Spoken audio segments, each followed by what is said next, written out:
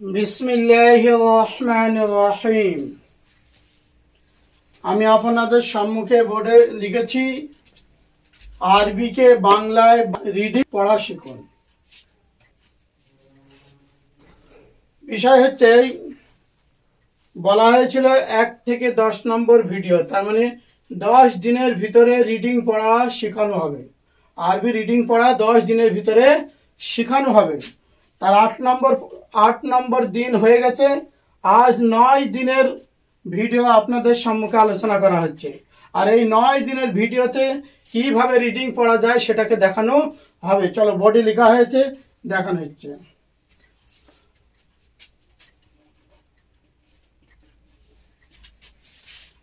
প্রথম আয়াতটা লেখা হয়েছে কি হামজাদের হস্যাই আর নুন তাসদিদ আছে, তাহলে দুবার উচ্চারণ হবে। তাহলে দুটো আর জেরে হস্যে দুটো দন্তন্য লেখো। প্রথম দন্তন্য বা প্রথম নুনের উচ্চারণটা আগের হারাকাত সাথে হবে, তাহলে কি হবে ইন। আর দ্বিতীয় কি আছে, তার নিজের হারাকাত আছে, তাহলে জবরে আকা ইন। আর নুন তাসদিদ ওয়াজিব গুন্না হয়। আর আলিফ খালি ডাইনে জবর আলিফ মাদ, তাহলে কি হবে এক আলিফ টান। তারপরে তো কি আছে নকল হামজা। আর বলা হয়েছিল মাদের পরে নকল হামজা আসলে সেটাই মাদ্দে মুনফাসিল, সেখানে 2 থেকে 2.5 আলিফ টেনে পড়তে হয়। তাহলে এখানে এইরকম একটা চিহ্ন দেওয়া থাকে। এই চিহ্নটা দেওয়া থাকে মানুষকে বোঝানোর জন্য যে এখানে টান হবে, কিন্তু এই চিহ্নটা আসল উদ্দেশ্য নয়। আসল উদ্দেশ্য আলিফ মাদের পরে নকল হামজা আসার জন্যই আলিফ মাদটা হয়ে গেছে মাদ্দে মুনফাসিল, সেখানে 2 থেকে 2.5 আলিফ টেনে পড়তে হয়। তাহলে কি হবে ইন্না, তারপরে হামজা জবর আ আর আইন আছে, তাহলে কি হবে আ। তারপরে তো ভাই কি হয় জবর আঁকা হয় না, তাহলে তো। আর ইয়াস সাকিন আগে জবর থাকলে হয় ইয়ায়ে লিন, তাহলে কি হবে তাই। কি হলো আ তাই। আর নুন খাড়া জবর নুনে দন্তন্য খাড়া জবরে আকা প্লাস এক আলিফ টান, তাহলে কি হবে ইন্না আতাইনা। কাফে কি হয় ক জবরে আকা।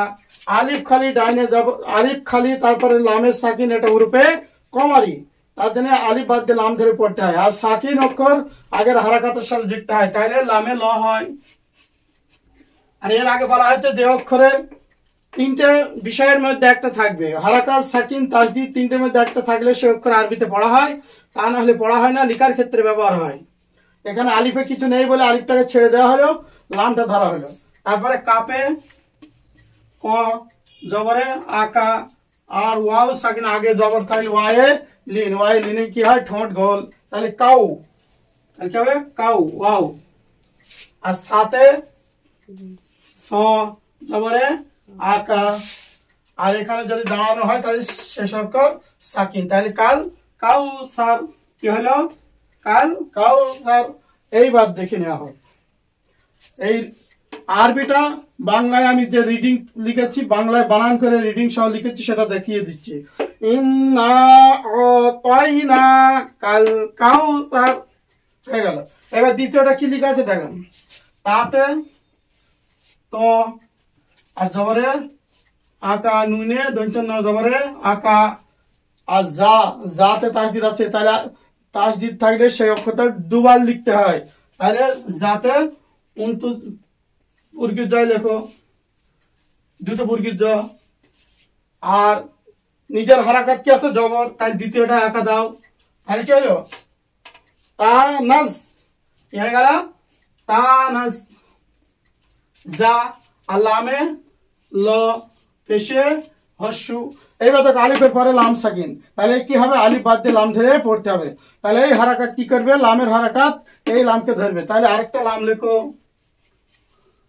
তানাজ্জালুল।